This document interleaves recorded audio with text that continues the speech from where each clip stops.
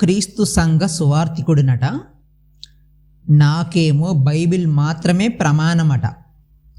ప్రతిదీ వాక్యానుసారముగా ఉండాలని వాక్యమైతే చెబుతానట.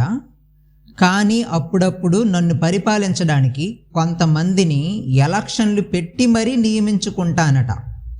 క్రైస్తవ సహవాసాల్లో ఎలక్షన్లు ఎంతవరకు వాక్యానుసారమో ఆలోచించే టైం నాకు లేదట. న్యాయాధిపతులు 8:23లో గిద్యోను గారు ఇశ్రాయేలీయులతో మాట్లాడుతూ, నేను మిమ్మును ఏలను, నా కుమారుడు మిమ్మును ఏలరాదు, యెహోవా మిమ్మును ఏలును అని చెప్తే, 9వ అధ్యాయంలో యోతాము ఒక ఉపమానము చెబుతూ, చెట్లన్నీ వెళ్ళి ఒలీవ చెట్టును తమను ఏలమని అడిగితే ఒలీవ చెట్టు అంగీకరించలేదు, అంజూరపు చెట్టును అడిగితే అంజూరపు చెట్టు కూడా అంగీకరించలేదు, ద్రాక్ష చెట్టును అడిగితే ద్రాక్ష చెట్టు కూడా అంగీకరించలేదు, చివరికి ముండ్ల పొదను అడిగితే ముండ్ల పొద అంగీకరించింది. ఏలికగా ఉండాలనే ఆలోచన నాకు వస్తుందంటే నాలో ముండ్ల పొదల లక్షణాలు ఏవో ఉండి ఉంటాయి.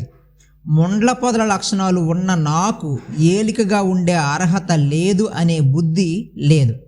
నేను ఏలికగా ఉండడానికి కాకపోయినా నాపై ఏలుబడి చేయడానికి, ముండ్ల పొదల లక్షణాలు ఉన్న వారిని ఎన్నుకోవడానికి సిద్ధపడితే, నేను కూడా ఆనాటి ఇశ్రాయేలీయుల వలె నాపై దేవుని పరిపాలనను ధిక్కరించి నాకు అనుకూలంగా ఉన్నవారిని ఎన్నుకుంటున్నానట.